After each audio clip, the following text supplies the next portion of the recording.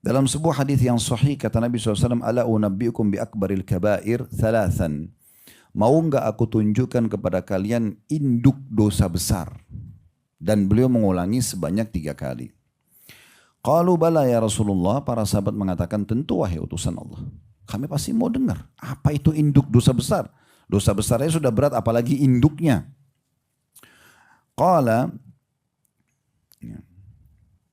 al-isyraku billah. Yang paling pertama adalah syirik kepada Allah.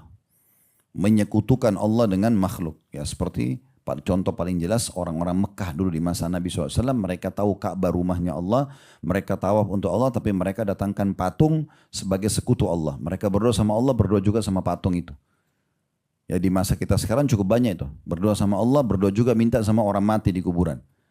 Berdoa sama Allah tapi masih pakai jimat-jimat. Masih bergantung pada kertas atau batu atau apa saja. Nah ini bisa syirik kepada Allah. Ini bahaya banget ini. Ya.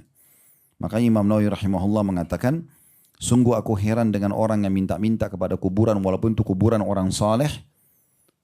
Sebab yang dalam kuburan adalah manusia seperti dia yang sudah jadi tulang belulang. Para nabi-nabi saja kita masih doakan. Bukankah setiap kali kita sebutkan nabi disunnahkan kita baca alaihi salatu wassalam, Nabi Muhammad SAW sallallahu alaihi wasallam. Bukankah para sahabat sering diulangi radhiyallahu anhum, ridwanullahi alaihim. Orang yang sudah mati kita sering mengatakan almarhum atau rahimahullah, ya. Doakan. Walaupun dia orang saleh. Nah, kita doakan. Jadi bukan kita yang minta pada orang mati itu. Hati-hati. Yang kedua, wa uququl walidain. Kemudian durhaka pada kedua orang tua. Setelah syirik durhaka. Jangan pernah bantah kedua orang tua. Jangan pernah kurang ajar sama mereka. Merendah, mengalah, dahulukan mereka. Mumpung hidup. Kalau di sini yang masih punya orang tua hidup, saya dua-duanya sudah meninggal. Sudah tertutup pintu itu. Walaupun masih bisa, tapi tidak seluasa kalau mereka masih hidup. Kalau sudah meninggal masih bisa kita doakan, istighfar, umroh dan haji masih bisa. Tapi sebatas itu. Kalau masih hidup, bisa kita bawain makanan, bisa bawain minuman, bisa kita duduk hibur dengan buat mereka tersenyum, bisa kita pijat badannya, bisa kita berikan baju, sepatu, tas, apa saja, mobil, rumah, senangkan. Dan Allah mengatakan dalam surah Isra, wala taqul lahum uffin, jangan pernah ucapkan kalimat ibu ini, ayah ini. Wala tanharuma, jangan hardik mereka berdoa. Qul lahum qaulan karima, dan ucapkan kepada mereka perkataan yang santun. Wakhfid lahuma janaha dhulli minar rahmah, dan merendahlah kamu kepada keduanya. Wa qur rabbirhamhuma kama rabbayani shaghira, dan ucapkanlah ya Allah rahmatilah mereka, jagalah mereka, kasihani mereka sebagaimana mereka mengasihi aku di masa kecil. Dan doa ini berlaku walaupun orang tuanya sudah meninggal dan mereka ya belum sempat mengurus si anak ini.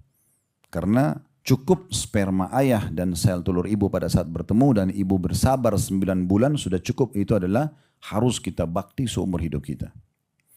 Baru yang ketiga, ini yang jadi saksi bahasan kita. Wajalasa wa kana muttaki'an. Nah pada saat Nabi SAW sampaikan tentang syirik dan durhaka sama orang tua, beliau tadinya ya, duduk. Tadinya beliau muttaki. Muttaki itu meletakkan siku di tanah, kakinya ngelonjor. Mesti sedikit agak santai Nabi sampaikan. Tapi tiba-tiba beliau duduk. Mengubah posisi untuk menyampaikan dosa yang ketiga. Ya, ini berarti berat banget. Lalu kata Nabi SAW, ala wa qaulaz zur.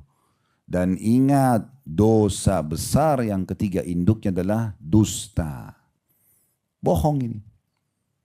Jadi tadi syirik dengan durhaka sama orang tua yang begitu berat, Nabi masih duduk santai. Begitu mau sampaikan dusta, beliau duduk. Ya, tadinya santai langsung duduk tegak untuk menarik perhatian audiens di depannya. Dan perawi hadis ini menyampaikan juga tentang metode itu supaya sampai kepada kita bagaimana dahsyatnya dusta dilarang dalam Islam. Karena di sini wajalasa wa kana muttaki'an. Tadinya dia muttaki', dia santai. Nabi SAW kemudian tiba-tiba duduk. Lalu beliau mengatakan ala wa qaulaz zur. Dan ingatlah perkataan dusta. Qala fama zala yukarriru hatta qulna laitahu sakat. Dan Nabi SAW terus mengulang-ulangi ini sampai kami ya berharap Nabi diam. Nabi ingatkan, ingat induk dosa-dosa besar, syirik kepada Allah, durhaka pada orang tua, dusta, Bayangkan Bapak Ibu sekalian kalau 1 jam kita isi materi, ini aja yang saya ulangi. Telinganya kita jadi bengkak. Ya. Bapak Ibu ingat, syirik, durhaka sama orang tua, dusta, terus saya ulangi. Ini perkataan para sahabat, bukan mereka tidak ingin menerima sabda Nabi SAW, tapi karena Nabi ulangi terus. Mereka mengatakan, seakan-akan udah kami sudah faham ya Rasulullah. Jadi mungkin bisa diam gitu ya, tapi mereka tidak bisa ucapin itu. Maksudnya di sini menggambarkan bagaimana Nabi SAW ingin audiensnya betul-betul faham ini induk dosa besar, berbahaya sekali buat kalian, jangan dilanggar, jangan lakukan. Nah, seperti itu penyampaiannya. Dan hadis ini tentunya hadis yang sahih diriwayatkan Bukhari di nomor 2654 dan juga 2 kali Imam Bukhari ulangi di nomor 5976 serta Imam Muslim juga sebutkan di nomor 143.